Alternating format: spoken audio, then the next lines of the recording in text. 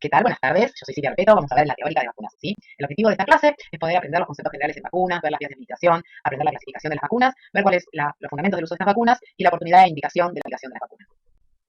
¿Cuál es la definición de la vacuna? Son dos palabras originadas al inglés, ¿sí?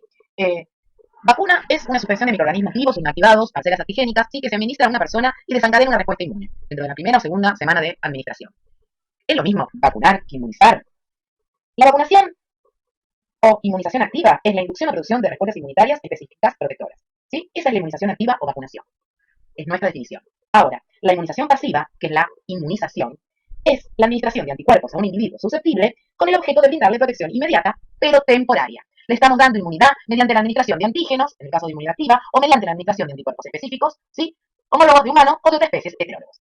A una persona, si hablamos de un ejemplo de vacunación, le damos la triple viral, la vacuna para sarampión, rubiola y paperas. Lo estamos vacunando. Estamos esperando que desarrolle una respuesta de anticuerpos. Si a una persona le damos una inmunización pasiva, es el caso de, por ejemplo, una embarazada que tiene contacto con varicela, ¿sí? Con un individuo con un enfermo de varicela, y ella no está inmunizada, ¿sí? No tiene anticuerpos para varicela. Y como no la podemos vacunar, tiene indicación de administración de gamma-globulina específica para varicela. Esa es la definición de inmunización pasiva. Y la inmunización pasiva tiene una duración breve. Distintos conceptos. Primero, vacunación. Es la primera serie de dosis que doy para poder lograr una respuesta inmune. ¿Cuándo revacuno? Cuando falló la primera esquema de vacuna. Por ejemplo, doy el primer esquema para hepatitis B, después de la primera dosis y los dos refuerzos, hago anticuerpos, ¿sí? Y veo que el paciente no respondedor. Eso suele pasar cuando nosotros hacemos un esquema completo para una persona que es personal de salud, le damos la primera dosis, el primer refuerzo, el segundo refuerzo, cuando le hacemos a los 2 meses el control, no es respondedor. Entonces estamos obligados, como es una persona que tiene alto riesgo de contraer hepatitis B, de darle una dosis más, ver si responde, y evaluamos si tenemos que darle el esquema completo. Eso es cuando revacunamos. Y el refuerzo es, seguramente, la vacuna que estamos dando está independiente. Entonces, como está independiente, la respuesta inmune, ¿sí? No es duradera. Entonces tenemos que dar refuerzos para hacer un booster de anticuerpos y lograr una respuesta inmune duradera, secundaria más intensa, con un periodo de latencia más corto. Estos son los distintos conceptos que tenemos más o menos que refrescar con respecto a vacunación. ¿Cómo evaluamos el grado de protección de la vacuna? ¿Sí? Luego que la administramos. Primero con la respuesta serológica. El ejemplo típico es el título de anticuerpos contra el antígeno de superficie de la hepatitis B. Es decir, yo vacuno a una persona, le doy el esquema completo para la hepatitis B y yo espero que después de 2 meses, que termine el esquema completo, cuando le pido los anticuerpos, que son anticuerpos contra el antígeno de superficie, sea más de unidades internacionales por mililitro. ¿Sí? El error más común es que la gente le pida antígeno de superficie. Entonces va a venir no reactivo. Y eso está bien, porque quiere decir que no tiene hepatitis. ¿Sí? Uno además le pide core IgM o core. Anticuerpos anticore, pero bueno, en general, o se pide mal, lo que hay que pedir es anticuerpos anti-antígeno de superficie para hepatitis B. Se puede evaluar también la eficacia vacunal mediante la respuesta obtenida en los estudios prospectivos, si al azar, doble ciego, controlados con otra vacuna no incluido en el calendario nacional, y se determina el porcentaje de individuos que se benefician con la vacuna. ¿Sí? Y también con la eficacia vacunal se puede evaluar mirando la protección clínica frente a la enfermedad.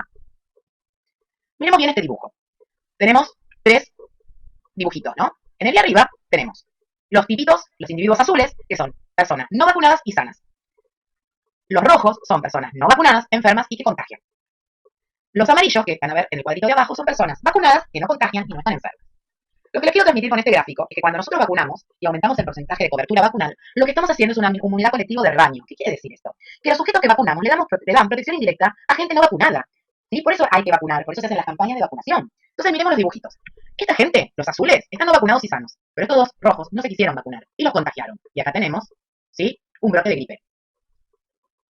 En el cuadro del medio tenemos los hombrecitos azules, no vacunados, algunos hombrecitos rojos que no se quisieron vacunar y algunos amarillos que se vacunaron. Como pueden ver, si bien tuvimos enfermos de gripe, también tenemos algunos no enfermos y vacunados. Pero miren qué bien lo que pasa en el grupo de abajo. Tenemos muchas personas amarillas vacunadas y sanas. Por lo tanto, se enfermaron mucho menos. Esta es la efectividad vacunal, ¿sí? La acción indirecta de la vacuna más aportada por la inmunidad colectiva. ¿Cuáles son los tipos de vacunas incluidas en nuestro calendario vacunal? Fíjense, las vacunas por microorganismos atenuados, que son, las vacunas atenuadas se atenúan en pasajes de cultivos, ¿sí? Algunas en cultivos y otras en huevos, por ejemplo. Tenemos la BCG, sarampión, rubiola, parotiditis, la Sabin, la Candid 1, es para fiebre hemorrágica argentina, después tenemos para la fiebre amarilla. Recuerden que esto no se pueden dar en los pacientes inmunocomprometidos ni las embarazadas. Vacunas con microorganismos inactivados por medios físicos y químicos, vacuna de la hepatitis A, la vacuna SALT, la parenteral, todos los que son los toxoides, ¿sí? Toxina diférica, tetania y hipertusis, las conjugadas, que se une al polisacárido una proteína transportadora y eso favorece la respuesta inmune, ¿sí? Y las parcelas antigénicas. Y esta es la diferencia entre lo que es una vacuna atenuada y una vacuna inactivada. Importante, las vacunas atenuadas hay que darlas todas juntas, porque si no, interfieren en la respuesta inmune una de la otra, entonces no me sirven. Por ejemplo, si yo tengo un viajero que va y tiene indicación de fiebre amarilla y triple viral, hay que darlas el mismo día, porque si no, interfiere en la respuesta inmune y son eficaces las dos vacunas. Entonces miremos las diferencias entre las dos. Vacunas atenuadas derivan de la gente que causa la enfermedad, pero se le atenúa la virulencia. Puede producir una respuesta inmune, debe multiplicarse en la persona vacunada. La respuesta inmunitaria es intensa y de larga duración, mimetizan la infección natural y mantienen la mayoría de los elementos inmunogénicos, mantienen los factores de inmunovación, se replican en distintas localizaciones anatómicas y no requieren adyuvantes. Inducen la aparición de inmunidad humoral y celular y mejor respuesta del linfocito CD8. La inmunidad que generan es interferida por anticuerpos circulantes. Por eso también hay que tener en cuenta cuando alguien recibió gamaglobulinas, por ejemplo, una gamaglobulina antitetánica. Uno se fija siempre si el paciente recibió gamaglobulina, cuándo se tiene que dar la vacuna. Y están contraindicadas en los inmunocomprometidos y en las embarazadas. Las vacunas inactivadas se inactivan por medios físicos o químicos. No se replican en el individuo que vacunó. Están compuestas por todo el virus o la bacteria, o por fracciones. Inducen una respuesta inmunitaria de menor intensidad y duración que los virus atenuados. Requieren más dosis y dosis de refuerzo. Tienen mucha menos respuesta de los CD8. No se afectan por otros anticuerpos. ¿Sí? Fíjense que son totalmente diferentes unas de las otras. Y acá vamos a introducir entre las diferencias entre vacunas, antígenos T dependientes y T independientes.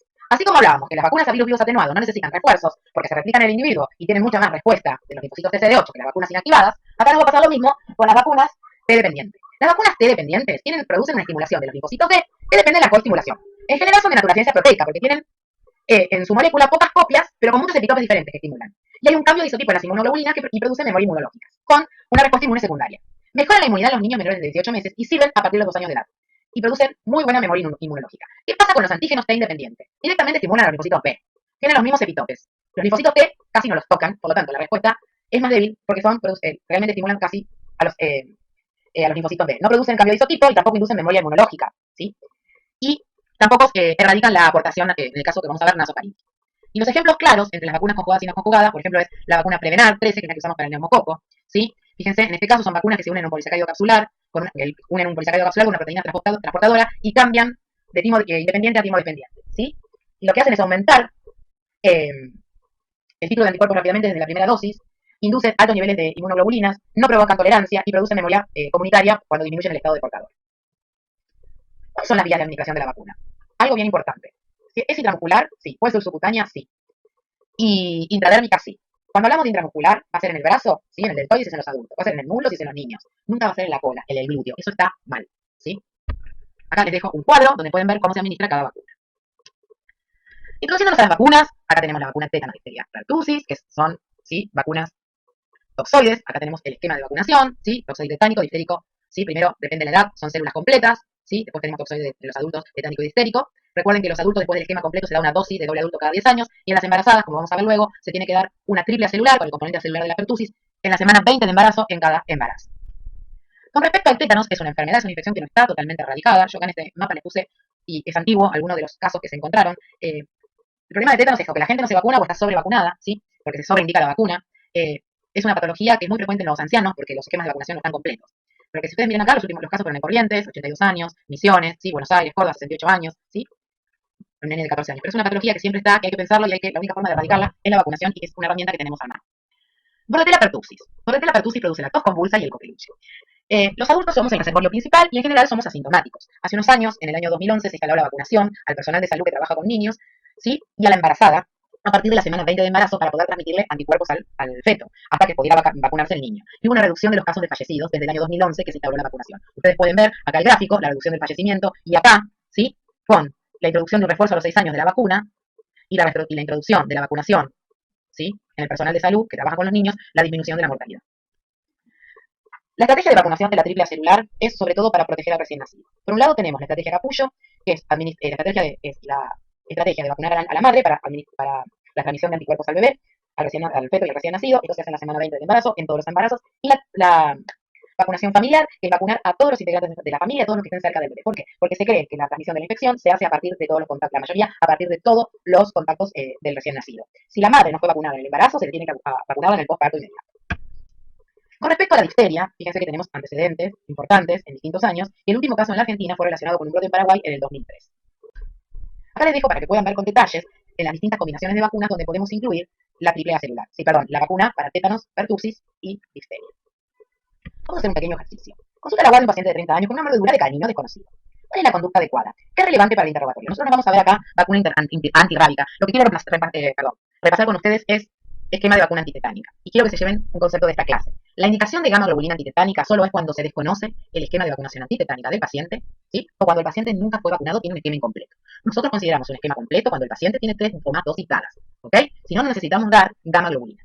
Una mordedura es una herida sucia, ¿sí? Partamos de esa base. Entonces, ¿qué hacemos? Esta es una herida de alto riesgo de contaminación por Clostridium tetani, ¿sí? Vamos a lavar la herida, evaluamos la limpieza si es necesaria, ¿sí? Y vemos si el paciente vamos a darle antibióticos y vamos a ver que vamos a vacunarlo. Entonces vemos la historia de vacunación. Se divide si tiene el esquema básico incompleto, o si es desconocido, o si tiene el esquema básico completo. Dividimos en herida limpia o otras heridas que es herida sucia. Miremos herida limpia.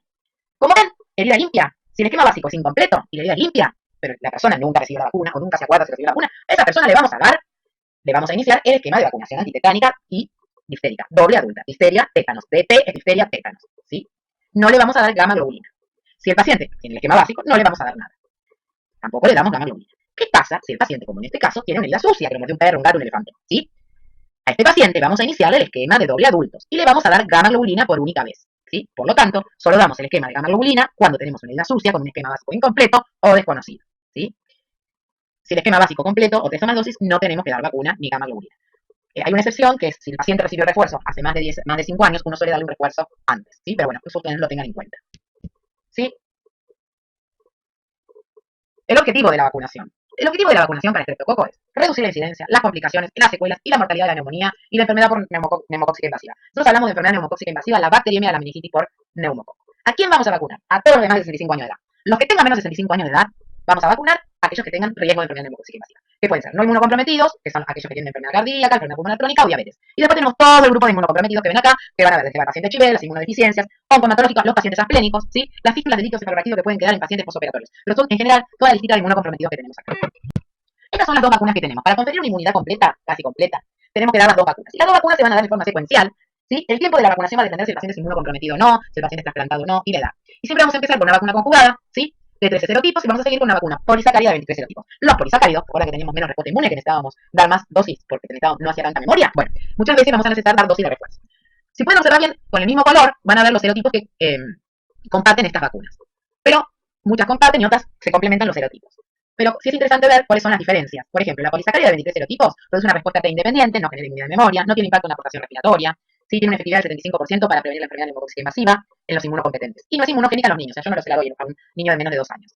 La conjugada está independiente, ¿sí? Hay memoria inmunológica, se la damos a los chicos, previene la aportación respiratoria, es eficaz para prevenir la enfermedad neumocóxica, ¿sí? Con distintos porcentajes.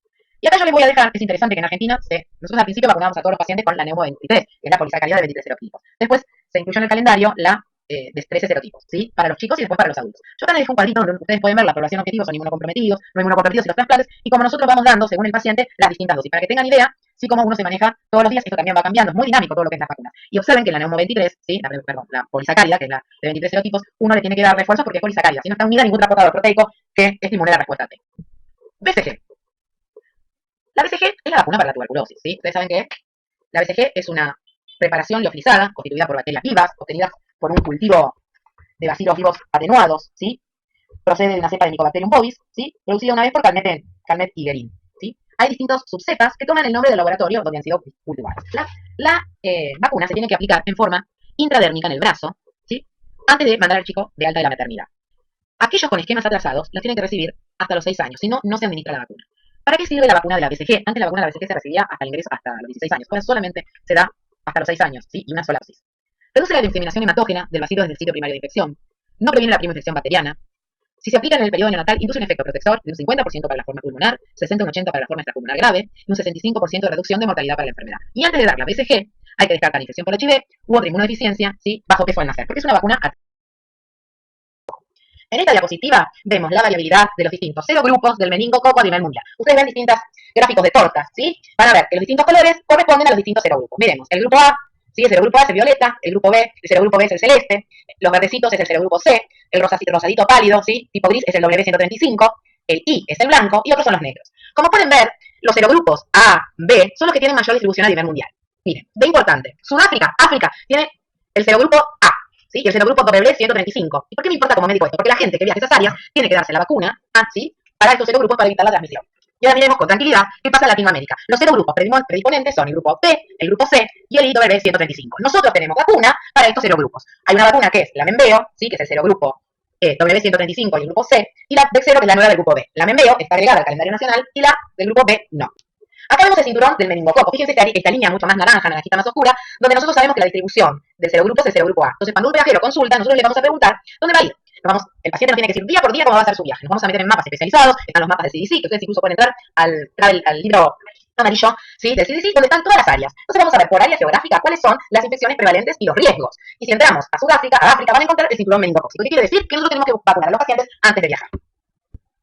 Una cosa muy importante, la enfermedad meningocócica, no sé si lo repetí en las diapositivas previas, es una enfermedad de comportamiento endémico, donde la población del meningococo aumenta en periodo de brote. Y esto repitiendo de nuevo el mismo concepto, fíjense cuáles son los serogrupos más importantes de Argentina. El serogrupo B, que es el grupo, el colorado, ¿sí? El serogrupo W, ¿sí? Que es el grupo azul. Después tenemos el C en menor medida, que es el color verdecito. Y como ustedes saben, ¿cuál es el grupo etario que se distribuye mayormente en la enfermedad meningocócica? Es decir, la enfermedad severa por meningo, con compromiso sistémico por compromiso meningio. Fíjense que afecta a quién? A menores de un año. Por lo tanto, uno piensa, el meningo está incluido dentro de los gérmenes más frecuentes de la meningitis bacteriana en niños y uno no tiene que dejar de cubrir. ¿Cuáles son las estrategias de vacunación para la enfermedad meningocócica? ¿Qué hacemos nosotros desde la salud para disminuir la incidencia y la mortalidad de la enfermedad invasiva en la Argentina y disminuir las secuelas graves que producen la enfermedad? Miren, primero vamos a vacunar a los chicos que cumplan 3 meses de edad. Y ese esquema son 3 dosis, fíjense, a los 3, 5 y 15 meses. ¿Y después qué hacemos? Lo que vamos a hacer es una estrategia complementaria para disminuir la aportación del meningococo. El meningococo le hacía hacer un efecto rebaño, es decir, proteger indirectamente a la población no vacunada. Y ahí cuando damos una única dosis de meningo a los 11 años de edad. La jugada es la vacuna del meningococo B, es la BEC0, y se le indica a los niños, que es lo que nos faltaba para poder completar el serogrupo que tenemos en nuestro país, y que se le da a los niños entre 12 meses y 12 años y a personas a partir de los 3 años. ¿A quién vacunamos para la enfermedad meningocócica? ¿Sí? Pensemos, tomémonos un minuto antes de pasar a la próxima diapositiva y pensemos, ¿a quién vacunarían ustedes a la enfermedad meningocócica? Miren, todo paciente con asplenia anatómica y funcional, y todos los pacientes que tengan deficiencia del complemento, enfermedades oncomatológicas, inmunodeficiencia de tipo humoral o combinada, pacientes VIH, niños, adolescentes cerrados en comunidades cerradas, por ejemplo, institutos de rehabilitación, instituciones cárceles, personales de fuerzas de seguridad, tripulaciones de viajes, ¿sí? La gente que viaja en aviones, los comandantes de aviones, viajeros a regiones endémicas o hiperepidémicas, hiperendémicas. Por eso uno cuando atiende a una persona, a un viajero, primero le pregunta cuándo va a ir, en qué momento del año va a ir, y paso a paso los lugares que va a conocer, ¿sí? Aprende mucha geografía en eso. Personal de laboratorio que trabaja con cepas de meningococo. Terminando un poquito la clase, vamos a hablar de la influenza. Ustedes saben que es un virus que también se transmite por gota y que Argentina históricamente presenta antecedentes de circulación de dos subtipos, influenza A, H1N1 y H3N2, y menos la influenza B. En junio de este año, la cantidad de pacientes positivos para influenza aumentó a partir de la semana epidemiológica 13 y se alcanzó un porcentaje un poquito más alto de las muestras estudiadas. El subtipo que fue mayormente aislado fue la influenza A, H3N2, y luego el más del 55% de los tipos fueron de subtipo A, H1N1, y luego H3N2. La influenza B, como siempre, tuvo el menos porcentaje. Así que, para poder evitar todo esto, nosotros tenemos que saber que la vacunación antigripal tiene que ser oportuna y antes del comienzo del invierno. ¿Por qué? Porque la etapa de mayor circulación del virus influenza, ¿sí?, es en invierno. Por lo tanto, tenemos que vacunar a los pacientes antes que empiece esta circulación viral. ¿Cómo es la vacuna? ¿Cuáles son las indicaciones y cuáles son las vacunas que tenemos disponibles en la Argentina? Se utilizan antígenos de hemoglutinida y neuraminidasa cultivados en huevos fertilizados de gallinas sanas y se inactivan con formaldehído. Y hay 3 cepas: la cepa del aislamiento A, ¿sí?, de Michigan, A, Hong Kong, y la cepa del virus B. Yo se los puse para que puedan tener en cuenta cómo tenemos que leer, ¿sí?, todo esto, y es, fíjense, la nomenclatura de los virus de influenza en humanos se pone el tipo de aislamiento, A o B, localización geográfica donde se aísla, Michigan, Hong Kong, Brisbane, número de identificación del laboratorio, 60, 4801, y cuando hablamos de influenza A, se pone el subtipo de influenza. Por ejemplo, acá, un ejemplo es A, influenza A, se aisló en Panamá, ¿sí?, el número de identificación del laboratorio, y después el subtipo, H3N2, ¿sí?, como para que tengamos una idea de qué estamos hablando. ¿A quién hay que vacunar para la influenza? ¿Sí? Indicaciones que no tienen discusión. Personal de salud, embarazadas en cualquier momento del embarazo y puérperas, los niños de 6 a 24 meses de edad y personas mayores o iguales de 65 años. ¿Qué pasa con aquellos de entre 2 y 64 años de edad? Bueno, vamos a tener distintos pacientes inmunocomprometidos o no, que van todos aquellos que tienen enfermedades respiratorias. Fíjense que es muy parecido a los pacientes que vacunamos para neumococo, enfermedades cardíacas, todas las inmunodeficiencias, ¿sí?, oncohematológicos, inmunodeficiencias primarias, y muy importante, pacientes obesos, ¿sí?, un índice de masa corporal más de 40, pacientes diabéticos y pacientes con insuficiencia renal crónica. Pasamos a vacunación de rubiola y sarampión. Y bueno, vamos a hablar de sarampión, ¿sí?, uno de los brotes más importantes en la Argentina, que es el que estamos cursando este año. En este año se triplicaron los casos de sarampión en el mundo, ¿sí?, si comparamos con otros años. Y este es un gráfico que del sistema de vigilancia en Argentina, y ustedes pueden ver que el mayor número de casos de sarampión se encontraron en niños de menor de un año. Y esto porque pasa por menor cobertura de vacunación, ¿sí?, la importancia de la vacunación. Un repaso de más o menos lo que estuvo pasando en la Argentina. Fíjense que en el 2006 y 2018 se realizaron campañas de vacunación masivas dirigidas a los chicos, a las chicas, hombres y mujeres. Fíjense, los grupos etarios con coberturas muy amplias. En el 2009 se realizó una campaña de seguimiento entre 13 meses y 5 años y se vacunó casi un 98% de la gente. En el 2007 y 2008 hubo un brote de rubiola donde se notificaron 2.218 casos en el 80% de las provincias argentinas. Ustedes saben que el sarampión y rubiola son enfermedades, son infecciones de notificación obligatoria. Se dice notificación y no denuncia. Uno tiene que entrar a una página del ministerio donde pone los datos del paciente, los resultados, porque uno piensa el pretest, ¿sí?, el diagnóstico sospechoso, y después lo confirma con el resultado serológico. Y en el 2009, como ven acá, se identificó el último caso de rubiola en la Argentina, de rubiola, ¿sí?, y los últimos casos de síndrome de rubiola congénita. Ustedes saben que este es el brote más importante de sarampión que hubo en la Argentina. Entonces, las indicaciones de vacunación que tenemos que plantearnos es: ¿cuándo un chico está vacunado para la rubiola y el sarampión? ¿Sí? 2 dosis de triple viral, a los 12 meses y a los 5 años de edad. Entonces, para todo el mundo hay que verificar si está bien vacunado o no. Entonces, tienen que tener una dosis de vacuna triple viral, es decir, sarampión, rubiola y papera, todos los niños de 12 meses a 4 años inclusive. Si yo veo eso en un carnet de vacunación, verifico que el chico esté vacunado. ¿Qué pasa con los mayores de 5 años, los adolescentes y los adultos? Es decir, nosotros. bueno, yo ya estoy vieja, pero bueno, deben acreditar dos dosis de vacuna frente al sarampión después del año de vida. ¿Qué puede ser? Frente al sarampión, ¿sí? O la rubiola, preferentemente la doble, de sarampión y rubiola, o la triple viral. O tener una serología positiva para el sarampión. Ojo al piojo, fíjense que las personas nacidas antes de 1965 no necesitan vacuna. ¿Por qué? Porque no había vacuna en ese momento. Entonces la gente, ¿cómo estaba? Inmunizada naturalmente. Y esto fue lo que se hizo la vacunación de emergencia, porque estábamos en esta situación. Entonces se tuvo que, esto es algo muy dinámico y se plantean estrategias de vacunación para el control de una enfermedad tan fácilmente transmitida como el sarampión, que recordemos se transmite por aerosoles. Y esas son las acciones intensivas que se hizo tanto para Capital Federal como para algunas regiones de Buenos Aires. Pero para que tengan una idea, miren, los chicos entre 6 y 11 meses de edad deben recibir una dosis de vacuna triple viral, dosis cero. La dosis cero no está incluida en el esquema de vacunación. Quiere decir que yo tengo que completar el esquema de vacunación sin tener en cuenta esta vacuna, este refuerzo que yo doy en el contexto del brote. Los niños y las niñas de 13 meses a 4 años tienen que tener dos dosis de triple viral. La primera dosis corresponde al primer año de vida, la dosis de la campaña luego del seguimiento del 2018. Y los que no recibieron la dosis de la campaña tienen que recibir una dosis adicional. Y esto, como ven, fue una norma realizada a partir de la Secretaría del Gobierno de Salud, ¿sí?, de la Argentina en septiembre de este año. Y esto nada más para que ustedes piensen y tengan ideas. Cuando alguien está inmunizado en forma correcta, cuando alguien tiene anticuerpos, ¿qué pasa si yo tengo contacto con una persona con sarampión y no me acuerdo si me di las dosis o no? ¿Cómo sé si esta persona está inmunizada o no? Entonces, fíjense, primero hay que tener en cuenta el esquema de vacunas, como lo vemos acá, y a los adultos, si no están vacunados, tienen que recibir dos dosis. La primera, sí, y refuerzo a las 4 semanas. Un individuo es inmune si presenta evidencias serológicas de la inmunidad para sarampión, para varicela, o para rubiola, o para paperas, con IgG. Si yo no tengo el recurso, ¿sí?, si yo no tengo el carnet de vacunación, no tengo la posibilidad de hacerle serología, al paciente se da la vacuna, a la persona se la vacuna.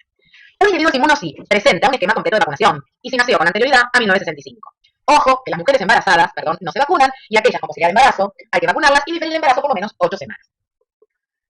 ¿Qué pasa con la hepatitis B? Primero, hepatitis B, vacunación universal, ¿sí? Por lo tanto, la gente se puede ir a vacunar con el documento de identidad y sin una orden médica y es gratuita. La hepatitis B infecta a más de 500 millones de personas en el mundo. Es la causa más frecuente de hepatitis crónica, de cirrosis y carcinoma hepatocelular. Fíjense que, como ustedes saben, la transmisión es sexual, vertical y parenteral, ¿sí? Es de hasta un 30% en pacientes hay transmisión si el paciente tiene antígeno de superficie positiva y de un 30 a un 60% si la fuente tiene un antígeno positivo. Argentina tiene una endemicidad baja. La distribución de casos no es homogénea. La vacunación contra la hepatitis B está incorporada en el calendario nacional para los recién nacidos a partir del año 2000 y es obligatoria para el personal de salud. ¿A quién tenemos que vacunar para la hepatitis B? Dijimos que es vacunación universal para todos los habitantes del país. Menores de 20 años no vacunados o con esquema incompleto. El esquema completo es 0 al mes y a los 6 meses. Vacunación para mayores de 20 años se inicia o se completa los esquemas de vacunación. Y hay que captar a individuos pertenecientes a grupos de riesgo. Trabajadores en salud, politransfundidos, convivientes con pacientes con hepatitis, personas convivientes con SIDA, usuarios de drogas endovenosas, heterosexuales con relaciones no monogámicas, hepatopatías crónicas y los trabajadores de salud. Bueno, y ahora sí, vamos al ejercicio de hepatitis B, que tampoco se había escuchado bien. ¿Qué dice? Un trabajador de la salud presenta un accidente con una aguja hueca con un paciente con infección con antígeno de superficie positivo. Es decir, no tenemos en este caso el antígeno HB ni los anticoles, pero vemos que tiene viremia. Esto es el caso de la fuente. ¿Qué pasa con el accidentado? Bueno, el accidentado, que podemos ser cualquiera de nosotros, dice, yo recibí el esquema de vacunación, pero no tengo ni idea si me hice control de anticuerpos, si me hice los anticuerpos, perdí el papel en la mudanza. Entonces, ¿nosotros qué tenemos que hacer? Miren, acá tenemos 4 opciones. Pensemos un segundito cuál es la correcta. ¿Le administramos inmunoglobulina al paciente, al accidentado? ¿Le pedimos anticuerpos anti-antígeno de superficie y vemos si los títulos lo protegieron o no? ¿Lo volvemos a vacunar o le decimos andate a tu casa tranquilo y no hacemos nada? Bueno, acá yo cometí un error, le puse la respuesta. A la persona le mandamos los anticuerpos y ven que es de 23 unidades. Y ya quiere decir que está protegido. Por lo tanto, no necesitamos tomar ninguna conducta. ¿Cuándo tenemos que administrar inmunoglobulina? Primero, cuando el paciente no está vacunado, cuando tiene anticuerpos, nunca fue vacunado, ¿sí?, y tiene contacto con una fuente con antígeno de superficie positiva, ¿sí?